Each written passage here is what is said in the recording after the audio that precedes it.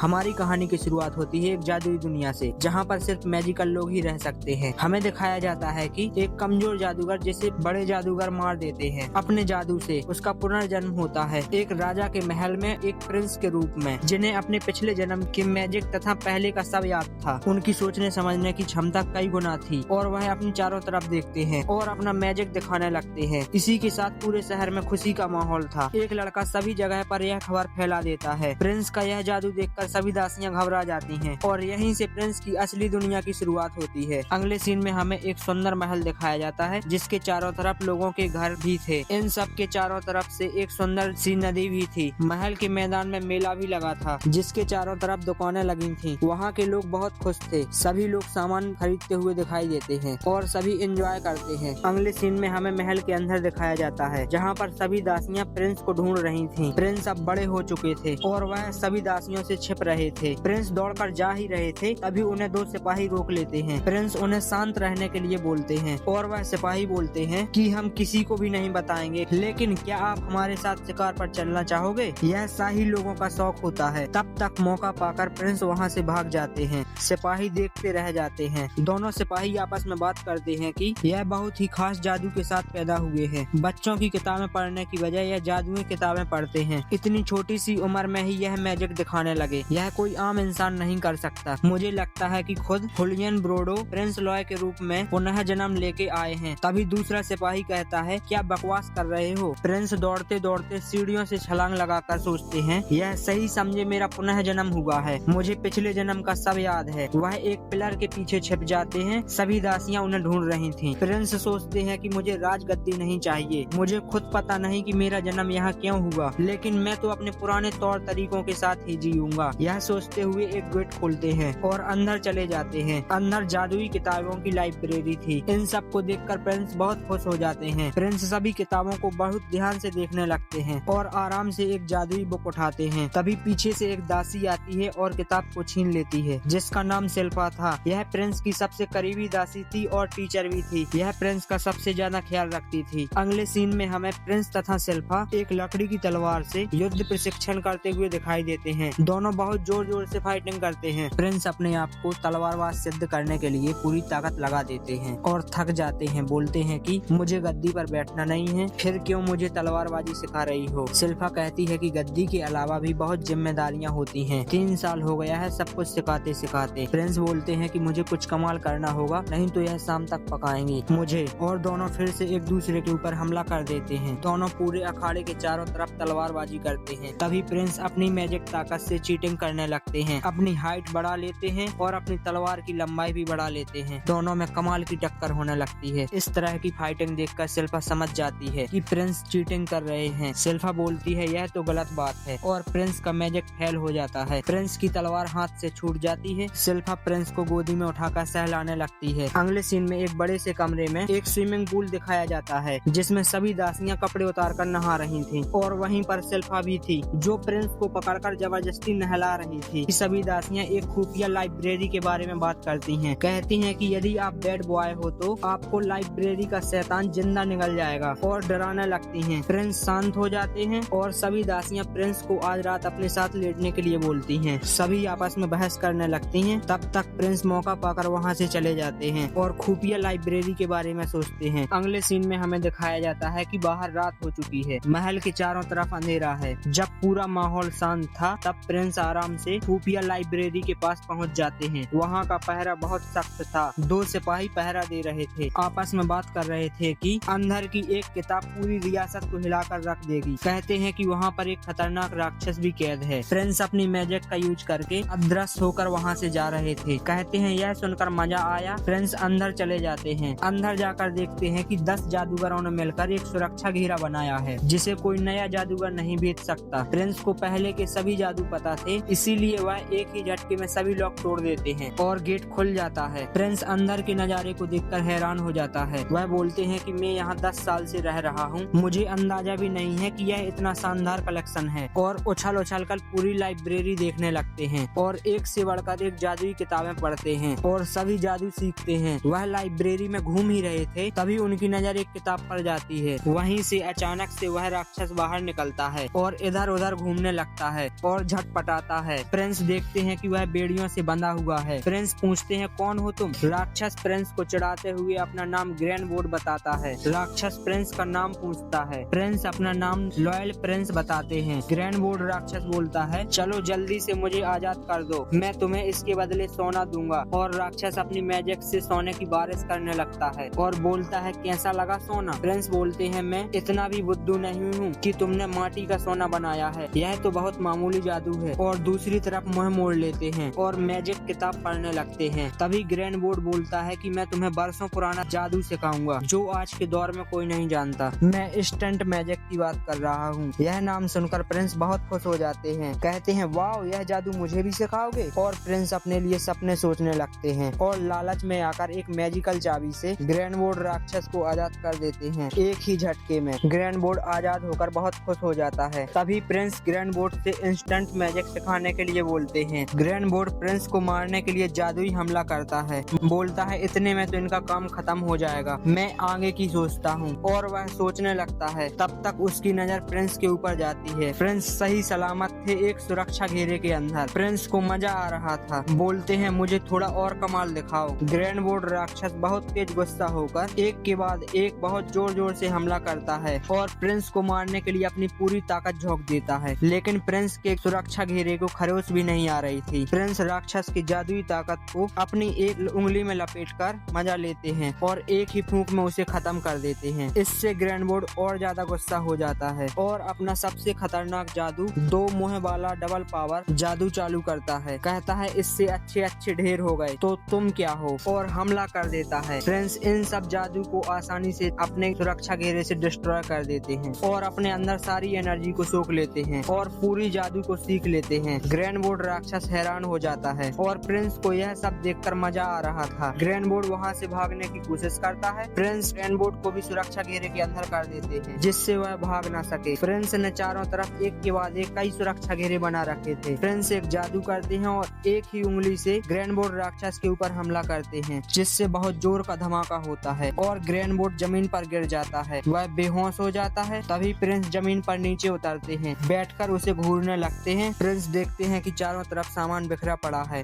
वह अपने जादुई मैजिक से सब पहले जैसा कर देते हैं। ग्रैंडवुड चौंक जाता है और प्रिंस की तारीफ करने लगता है। कहता है कि मैंने तुम्हारे जैसा जादूगर पहले कभी नहीं देखा और प्रिंस से माफी मांगने लगता है। कहता है आज से मैं तुम्हारा गुलाम, आज से मैं तुम्हारा हर आदेश मानूंगा, मैं तुम्हारे सारथी बनकर हर कदम पर तुम्हारे साथ रहूंगा। प्रिंस मान जाते हैं। कहते हैं ठीक है। प्रिंस बोलते हैं कि तुम बहुत बड़े हो हमसे, तुम अपने आप को थोड़ा छोटा कर लो। ग्रैंडवुड चुटकी बजाते ही एक छोटे से डॉगी का रूप ले लेता है और मन ही मन सोचता है कि मैं इसके साथ रह के इसके दिमाग को कंट्रोल कर लूंगा। प्रिंस उसे अपनी पॉकेट में बैठने के लिए बोलते हैं। ग्रैंडवुड राक्षस प्रिंस के ऊपर चिपक कर उन्हें कंट्रोल करने की कोशिश करता है लेकिन वह इसमें भी फेल हो जाता है। कहता है इसके अंदर जादू की असीम ताकत है, मैं इसका कुछ भी नहीं बिगाड़ सकता। प्रिंस उसे छिपाकर बाहर चले जाते हैं। अगले सीन में हमें दिखाया जाता है कि बड़े प्रिंस तैयार हो रहे थे। वह तैयार होकर महल में भ्रमण करते हैं। भ्रमण करते करते वह पुस्तकालय का गेट खोलते हैं और अंदर चले जाते हैं। अंदर जाकर देखते हैं कि छोटे प्रिंस लेटे हुए उनके चारों तरफ किताबें बिखरी हुई थी। वह पढ़ाई कर रहे थे। वह अचानक से बड़े प्रिंस को देखकर चौंक जाते हैं और बुक उनके ऊपर फेंक देते हैं। अगले सीन में हमें दिखाया जाता है कि दोनों प्रिंस तथा सभी दासियां एवं सेनापति एक खेल मैदान में थे। वह सभी लोग दोनों प्रिंसों का हुनर देख रहे थे, कौन कितना मैजिक करने में माहिर है। पहले बड़े प्रिंस को मौका दिया जाता है। बड़े प्रिंस अपनी मैजिक की सहायता से एक बार में एक गोल्ड के खम्भे को गिरा देते हैं। सभी लोग तालियां बजाने लगते हैं। सभी लोग उनकी बहुत तारीफ करते हैं। फिर मौका दिया जाता है छोटे प्रिंस को। वह भी तैयार होकर ग्रैंडवुड राक्षस के पप्पी को अंदर छिपा लेते हैं और अपने स्थान पर पहुंच जाते हैं और सोचते हैं कि मुझे अपने आप को कमजोर दिखाना होगा, नहीं तो मैं खुद मुसीबत में पड़ जाऊंगा। मैं राजा नहीं बनना चाहता हूँ। और वह अपने जादू दिखाने लगते हैं। एक के बाद एक कई निशाना लगाते हैं। वह निशाना तो मारते हैं लेकिन वह उन खम्भों को गिरा नहीं पाते, जिससे सेनापति कहता है कि इनमें हुनर तो है लेकिन यह निशाना बस लगा सकते हैं। पप्पी उन्हें चिढ़ाने लगता है। तभी बड़े प्रिंस एक छोटा सा ब्रेक लेने के लिए बोलते हैं। छोटे प्रिंस बहुत खुश हो जाते हैं। वह सभी लोग वहाँ से चले जाते हैं। वहाँ पर लॉय प्रिंस और राक्षस पप्पी बस बचता है। लॉय प्रिंस उछलने लगते हैं कि अब मैं खुलकर ट्राई कर पाऊंगा और वह उस छोटे पप्पी को अपने हाथ के अंदर कर लेते हैं और एक बड़ा जादू करने के लिए पोजीशन ले लेते हैं। लेकिन कुछ समय बाद वह जादू फेल हो जाता है। पप्पी और प्रिंस दोनों आपस में बहस करने लगते हैं। प्रिंस कहते हैं कि मुझे एक साथ कई मंत्रों का उच्चारण करना होगा, तभी मैं डबल जादू एक साथ कर पाऊंगा, जो नॉर्मल जादू से कई गुना ज्यादा होगा, जिसका सामना करना किसी के बस की बात नहीं है।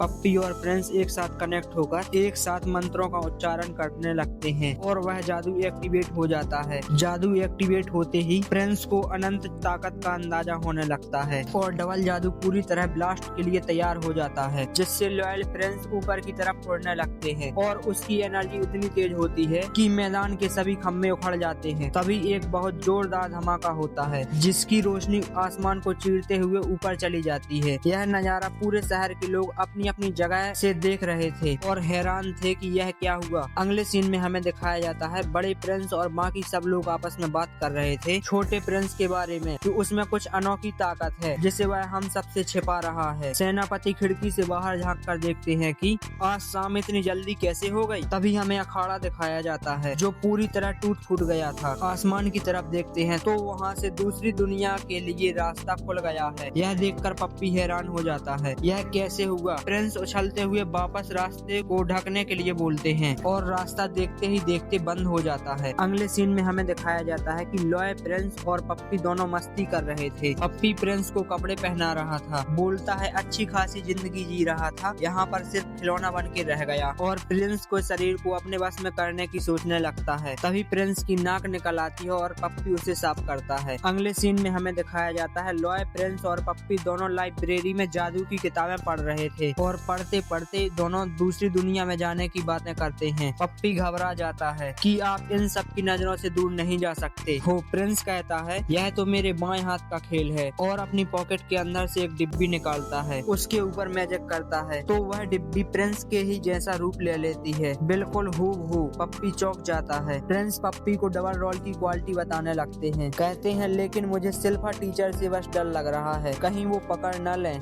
बोलते हैं जो होगा देखा जाएगा। इतना कह के टॉय प्रिंस को अपने कमरे में पहुंचा देते हैं और पप्पी के साथ मिलकर जादू की सहायता से उड़ने लगते हैं खजाने की तलाश में। वह उड़ते उड़ते कॉपी वाले प्रिंस से बातें करने लगते हैं। कहते हैं तुम मेरी नकल बड़े ध्यान से करना। लॉय प्रिंस उड़ते हुए पप्पी से पूछते हैं मैं महल से निकल तो बड़े आसानी से आया, लेकिन मुझे रास्ते का तो पता ही नहीं, मैं जाऊंगा कहाँ। पप्पी प्रिंस को चिढ़ाने लगता है। तभी प्रिंस की नजर नीचे जाती है तो देखते हैं कि वहाँ पर किसी के ऊपर हमला हुआ है। ध्यान से देखते हैं तो वहाँ पर बड़े बड़े राक्षस एक लड़की का पीछा कर रहे थे। अगले ही पल लड़की पलट वार करके एक एक झटके में सभी राक्षसों को धूल चटा देती है और अपनी मैजिक का यूज करके एक कमाल का धमाका करती है, जिससे सभी राक्षसों के टुकड़े टुकड़े हो जाते हैं। लॉय प्रिंस यह सब देख रहा था। कहते हैं इसने तो कमाल कर दिया, लगता है यह मार्शल आर्ट जानती है, और अपने लिए सपने सोचने लगता है। तभी लड़की की नजर ऊपर जाती है। लड़की बोलती है कौन है वहाँ, सामने आओ। तभी लॉय प्रिंस और पप्पी आपस में बात करने लगते हैं। प्रिंस कहते हैं हम उसके सामने जाकर मैजिक ट्रिक सीखेंगे। पप्पी घबरा जाता है। लड़की ऊपर की तरफ छलांग लगा देती है। कहती है लगता है वहाँ पर दुश्मन है। अगले सीन में हमें दिखाया जाता है लॉय प्रिंस ने अपनी मैजिक ट्रिक का यूज करके एक नया रूप ले लिया है। तभी वहाँ पर लड़की पहुँच जाती है। प्रिंस उसे अपना इंट्रोडक्शन देने लगते हैं। प्रिंस अपना नाम रोबोट बताते हैं। कहते हैं मैं एक नया एडवेंचर हूँ। यह सुनकर लड़की के होश उड़ जाते हैं। लड़की कुछ देर बाद अपना नाम टाउ बताती है। कहती है मैं भी एक एडवेंचर हूँ और एक मार्शल आर्ट भी हूँ। प्रिंस बोलता है तुमसे मिलके अच्छा लगा। टाउ मन में सपने सोचने लगती है कि मैं इसे अपना बॉयफ्रेंड बनाऊंगी, यह कितना हॉट है, मेरी तो किस्मत ही खुल गई है। तभी प्रिंस बोलते हैं कि मैं सोच रहा था कि हम दोनों एक दरिये में जाएंगे, और वहाँ से जाने लगता है। तभी टाउ पीछे मुड़कर देखती है और चिल्लाते हुए खुश होकर बोलती है नेकी और पूछ पूछ। अगले सीन में हमें एक गुफा दिखाई जाती है जिसके अंदर लॉय प्रिंस रोबोट के रूप में और टाओ दोनों आपस में बात करते हुए गुफा के अंदर जा रहे थे। तभी पप्पी बोलता है कि टाओ तो मेरे मास्टर के ऊपर डोरे डाल रही है। दोनों अंदर जाकर आग जलाकर सूख बनाते हैं और आग के पास बैठकर सूख पीने लगते हैं और अपनी शक्तियों के बारे में भी बात करते हैं।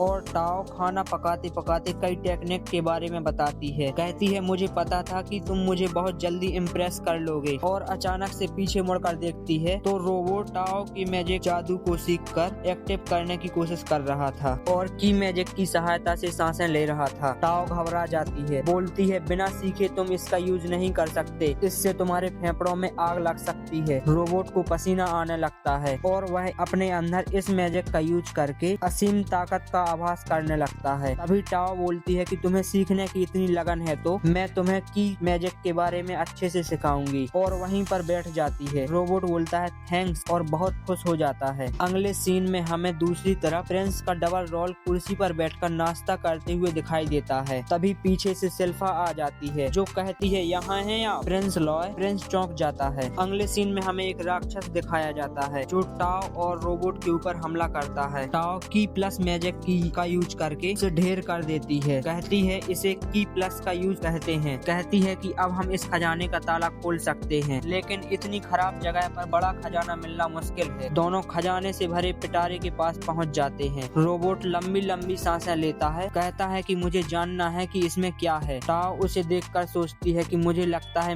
मुझे मेरे सपनों का राजकुमार मिल गया है। रोबोट बोलता है मैं इसे खोल रहा हूँ। टाओ पीछे से आती है, बोलती है इसे मैं खोलती हूँ। जैसे ही टाओ पिटारे के गेट को खोलती है तो उसके अंदर से एक तेज धार अदृश्य शक्ति निकलती है जो पूरी जमीन को फाड़ते हुए दीवार में समाहित हो जाती है। तभी पिटारे के अंदर से एक छाया बाहर निकलती है। वहीं से अचानक से एक हड्डी के कंकाल वाला राक्षस बाहर निकलता है और ऊपर उड़ने लगता है। वह दोनों राक्षस को देखकर हैरान हो जाते हैं और चौंक जाते हैं। यहीं पर हमारा पार्ट खत्म हो जाता है। नेक्स्ट पार्ट के लिए कमेंट करें, नेक्स्ट पार्ट जल्द ही आ जाएगा।